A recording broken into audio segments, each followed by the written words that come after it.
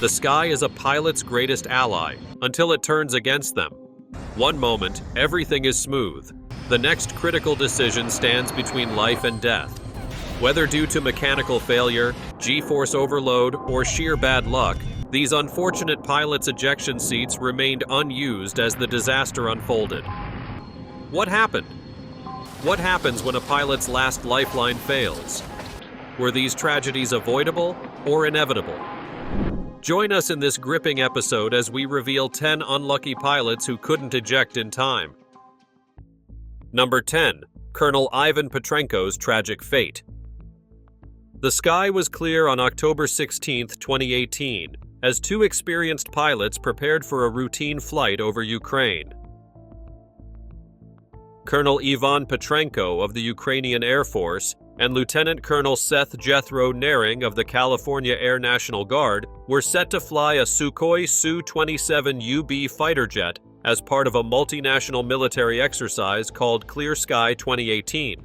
The exercise was meant to strengthen cooperation between Ukraine and its allies, improving their ability to work together in combat situations.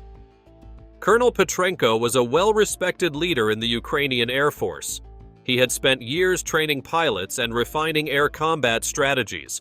His experience and leadership had earned him the position of Deputy Commander of the East Air and Chief of Aviation at Ozern Air Base.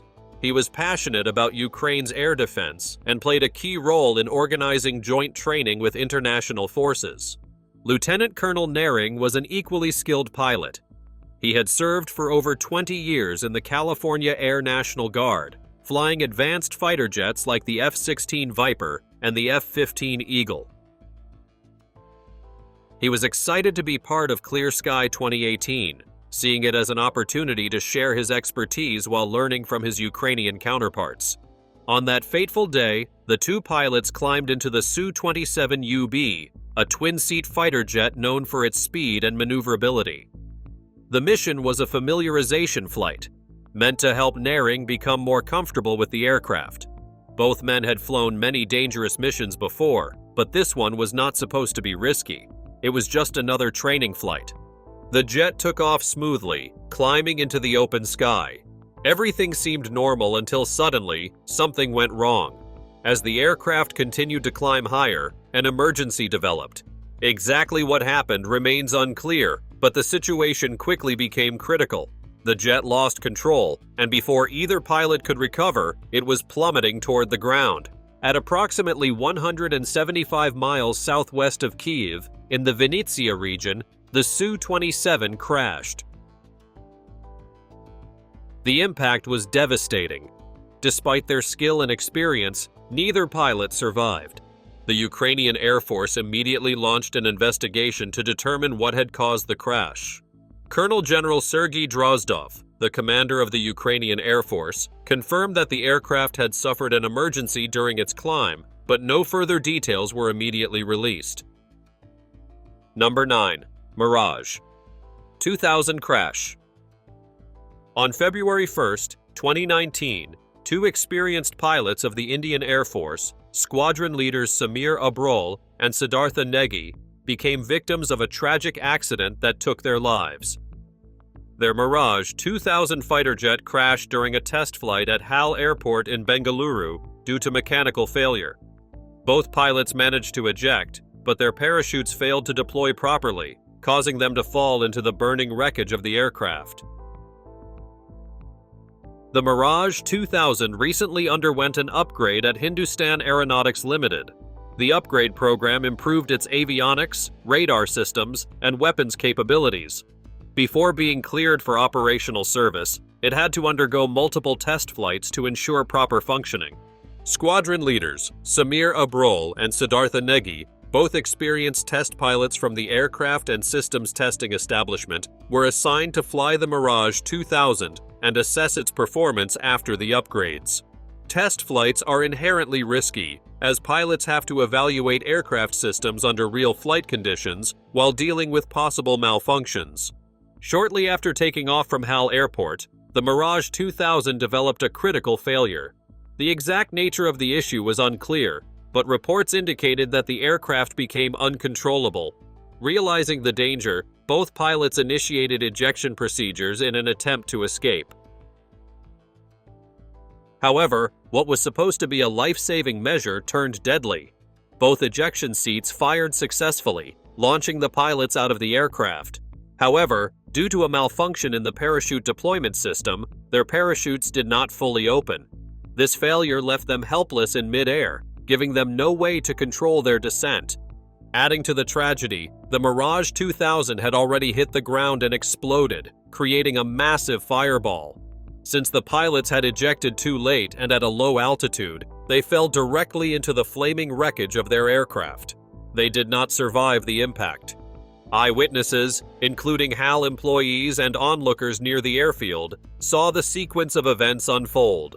Some reported hearing a loud explosion before seeing flames and thick black smoke rising from the crash site.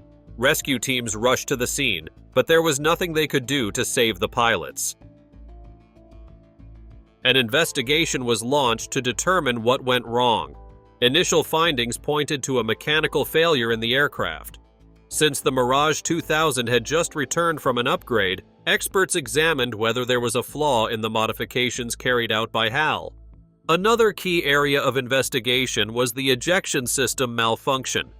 The parachute's failure to fully deploy was highly unusual and raised concerns about the reliability of the aircraft's safety mechanisms.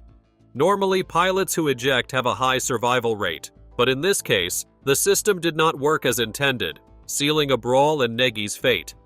Following the crash, their families, colleagues, and senior Air Force officers expressed deep sorrow. Tributes poured in from across the country, with fellow pilots remembering them as brave, dedicated, and highly skilled officers. Samir Abrol's wife, Garima Abrol, later posted an emotional message, questioning whether the sacrifices of Indian pilots were truly valued. Her words sparked a nationwide discussion on the safety of indigenous defense projects and the need for accountability in military aviation. The accident also prompted scrutiny of HAL. Critics questioned whether the company's upgrade process contributed to the malfunction and whether testing protocols were strict enough to prevent such incidents. Number 8.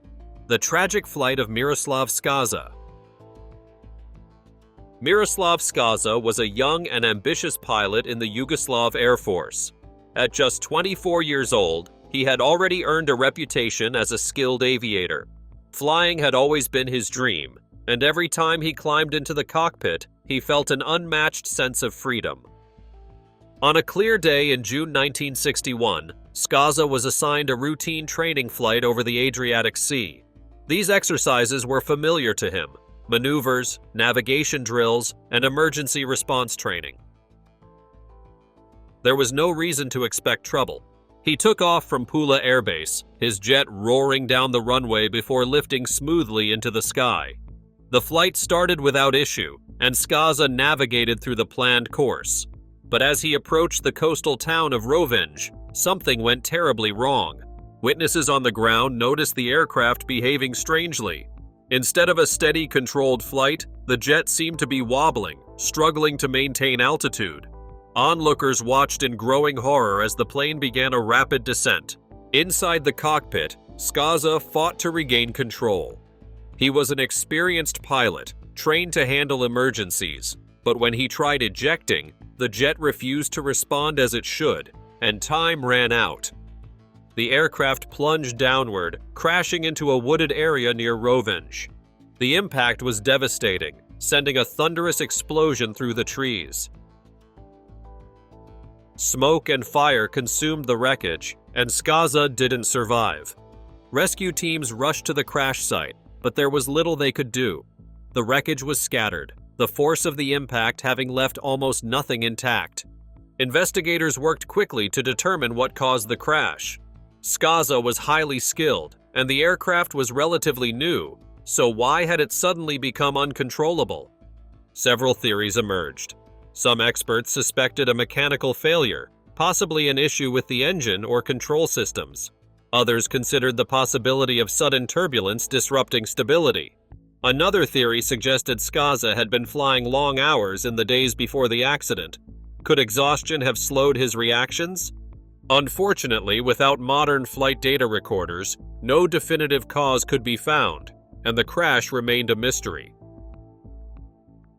News of Skaza's death spread quickly. In his hometown, people were devastated. He had been a rising star, a young man with a bright future. Now, he was gone. The Air Force honored him posthumously for his service and dedication. His funeral was a solemn event, attended by fellow pilots and military officials. His coffin was draped in the national flag, and a ceremonial gun salute echoed through the cemetery. To honor Skaza's legacy, his family commissioned a unique tombstone. Unlike ordinary graves, this one told the story of his final moments. Carved into the stone was the image of a crashing jet tangled in tree branches. Number 7. Thunderbirds crash. Major Stephen Del Bagno.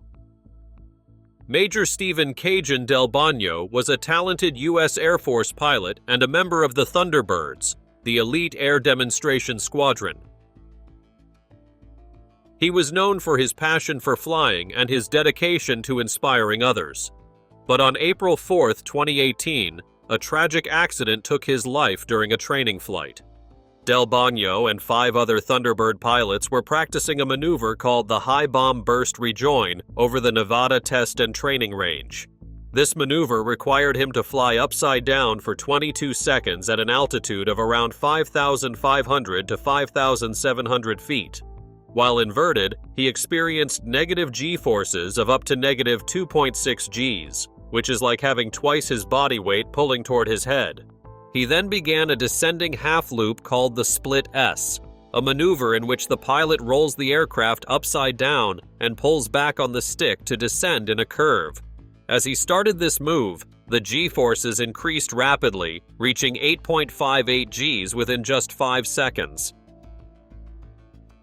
This extreme force caused Del Bagno to experience a G-force-induced loss of consciousness, which left him completely incapacitated for about 5 seconds. By the time he regained some awareness, it was 1 second before impact, leaving him no time to recover. His F-16 crashed into the desert, and he did not attempt to eject. The U.S. Air Force launched an investigation to understand what went wrong. The report found that the push-pull effect played a major role in the crash. This happens when a pilot experiences negative Gs, which push blood to the head, and then quickly transitions to high positive Gs, which pull blood away from the brain. This sudden shift made it harder for Del Bagno's body to handle the extreme forces, making G-lock more likely.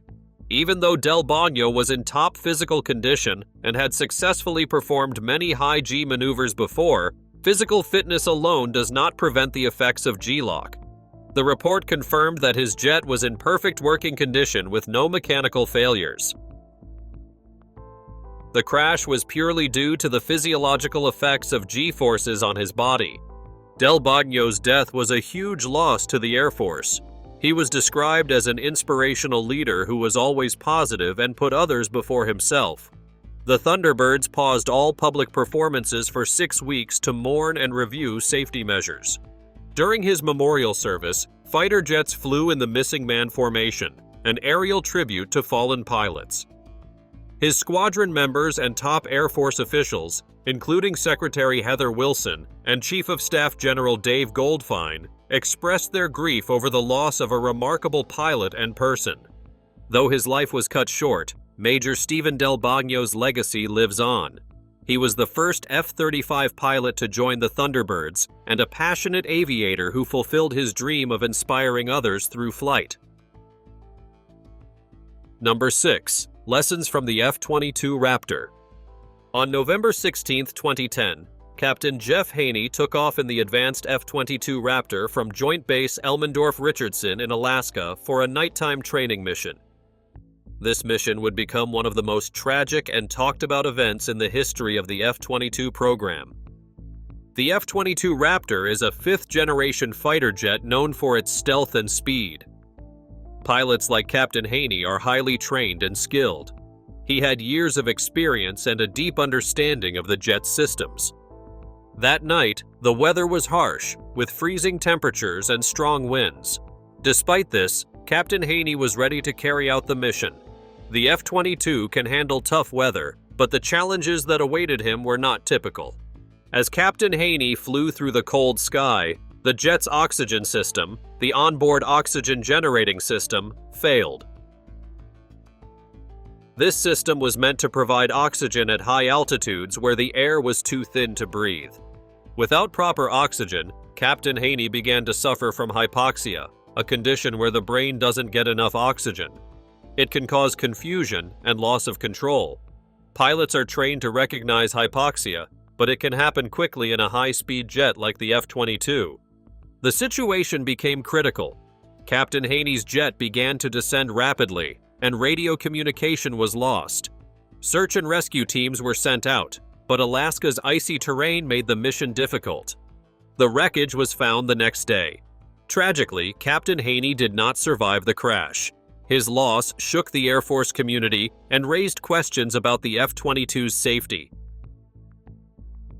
Investigations focused on why the OBOG system failed. Some believed it had flaws that put pilots at risk. The investigation also checked if Captain Haney followed emergency procedures correctly. The Air Force eventually suggested pilot error played a role, but many disagreed, believing the oxygen system failure was a major factor.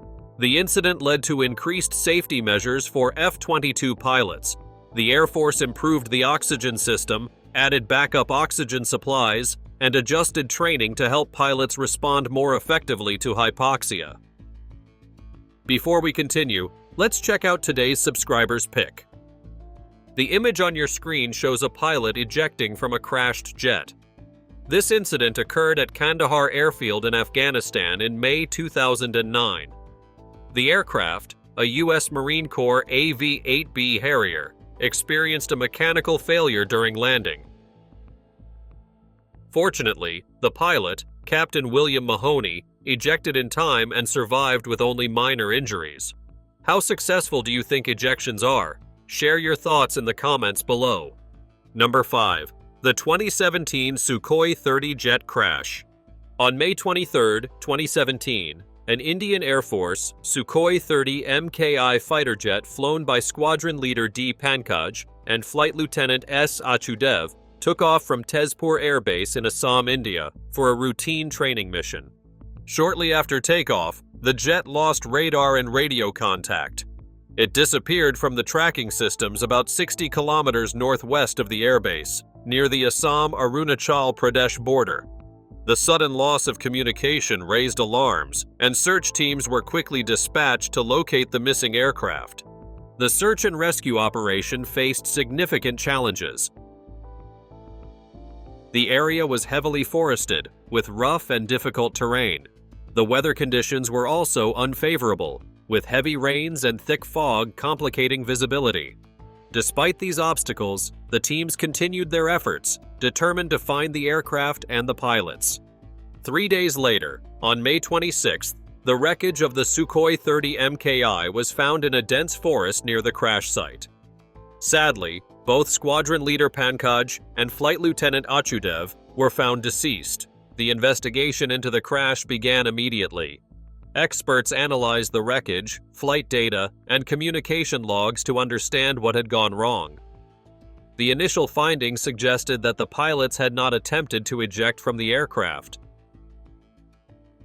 Fighter pilots are normally trained to eject in life-threatening situations, but this did not happen.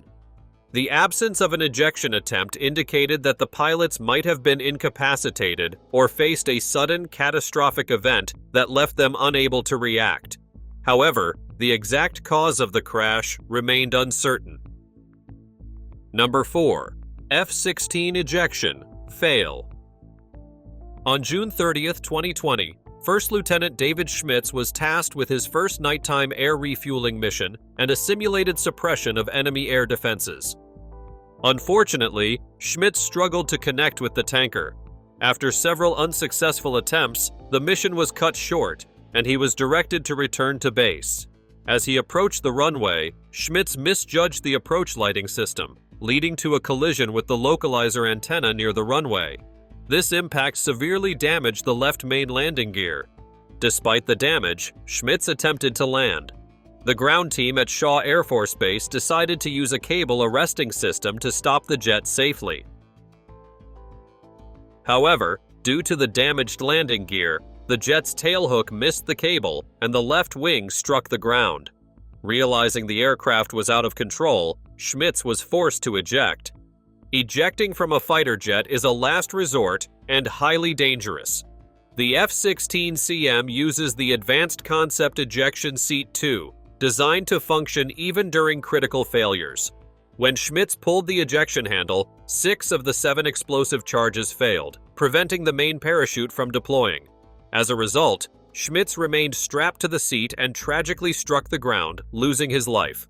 An investigation revealed multiple factors contributing to the incident. Schmitz had not completed the necessary daytime air refueling practice, which could have made the nighttime mission safer. Additionally, the ACES-2 ejection seat failed due to missing maintenance updates and expired components. The digital recovery sequencer should have activated correctly, but it malfunctioned. A critical plug meant to prevent interference was missing due to a shortage of parts, and the DRS had exceeded its 10-year service life. Moreover, the decision to attempt a cable landing without consulting Lockheed Martin, the jet's manufacturer, led to further complications. The maintenance team's inability to update the DRS and the lack of replacement components contributed to the failure. Following the tragedy, the Air Force reviewed and improved maintenance protocols, emphasized stricter training requirements, and prioritized updating ejection seat components to prevent similar accidents. Shaw Air Force Base shared that Lieutenant Gerald Smith described Schmitz as someone who loved his family, his country, and flying. Schmitz earned his pilot's license at just 17, determined to reach the skies. He never gave up on his dream of becoming an Air Force pilot. He worked hard, graduated at the top of his class, and earned a spot in the Air Force, achieving his goal. His dedication and passion will not be forgotten. Number 3. 1989 Paris Air Show. On January 26, 2015, a tragic accident occurred at Los Llanos Air Base in Spain during a NATO training exercise known as TLP 2015-1. The Tactical Leadership Program is designed to help pilots and air crews from various NATO member nations develop teamwork, improve their flying skills, and strengthen their ability to work together in realistic combat situations. In January 2015, air forces from several countries, including Greece, France, Italy, and the United States, gathered at Los Llanos for this training.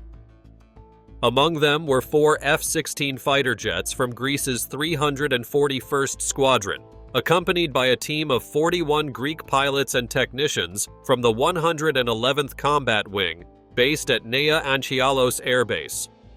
The Greek F-16D involved in the accident was a 2-seater version of the fighter jet designed for training and combat missions. Shortly after takeoff, the aircraft suddenly veered sharply to the right, heading toward an area where multiple planes were parked. The pilots attempted to regain control, but the aircraft was already in a critical, uncontrollable roll. The pilot in the back seat ejected first, followed by the front seat pilot half a second later. Tragically, both pilots suffered fatal injuries due to the low altitude and high speed of the crash. In just a few seconds, the F-16 crashed into a section of the airbase populated by aircraft and ground personnel, triggering a massive explosion. The crash site was immediately chaotic, with burning wreckage and damaged aircraft scattered around. 9 people, including the 2 Greek pilots and 7 French personnel on the ground, lost their lives instantly.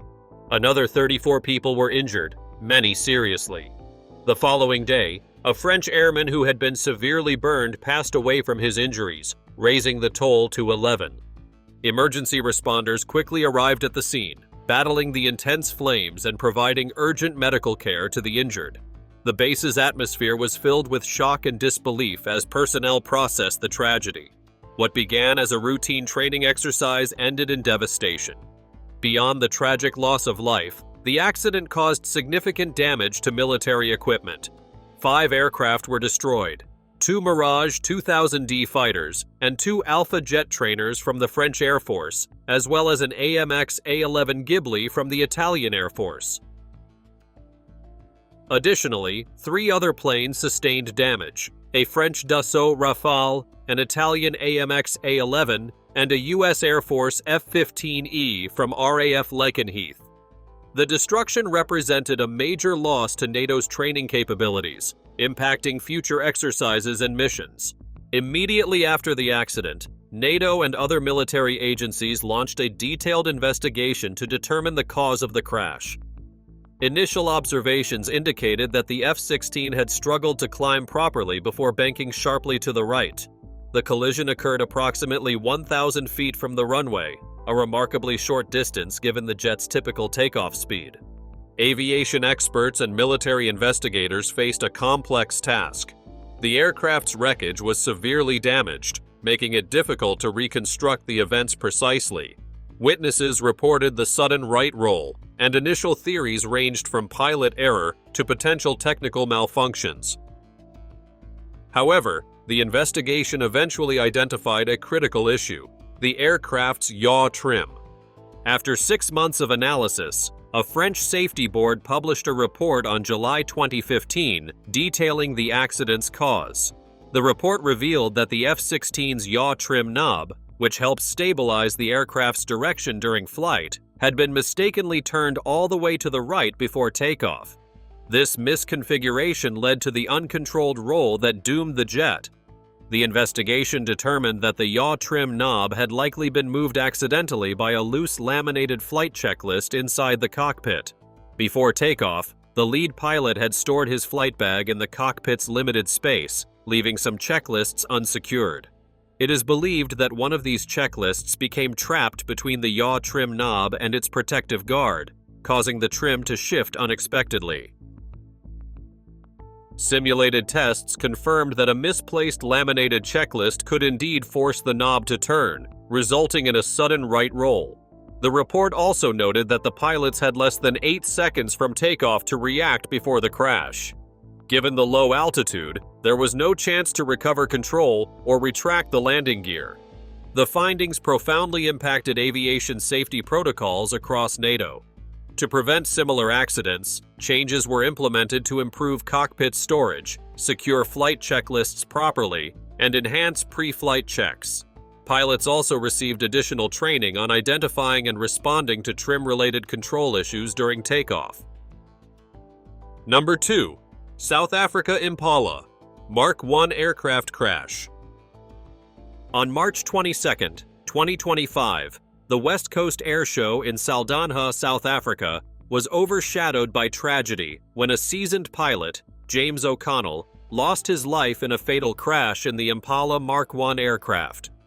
James O'Connell was a decorated retired officer of the South African Air Force with over 30 years of flight experience. His extensive career included 25 years as an experimental test pilot, during which he logged over 4,000 hours on rotary-wing aircraft and 1,600 hours on fixed-wing aircraft. Notably, he served as the lead test pilot for the A-109 LUH and Oryx helicopters and conducted testing in extreme conditions, such as Antarctica. At the time of the airshow, O'Connell was the chief flight instructor at the Test Flying Academy of South Africa. During the airshow, O'Connell executed a series of maneuvers to demonstrate the Impala's agility and performance. Eyewitnesses reported that the aircraft appeared under control throughout most of the display. However, during one of the final maneuvers, the plane suddenly lost altitude and entered a steep dive, leading to the crash. There was no indication that O'Connell attempted to eject from the aircraft. The event's emergency response plan was activated immediately, with first responders arriving at the scene within moments.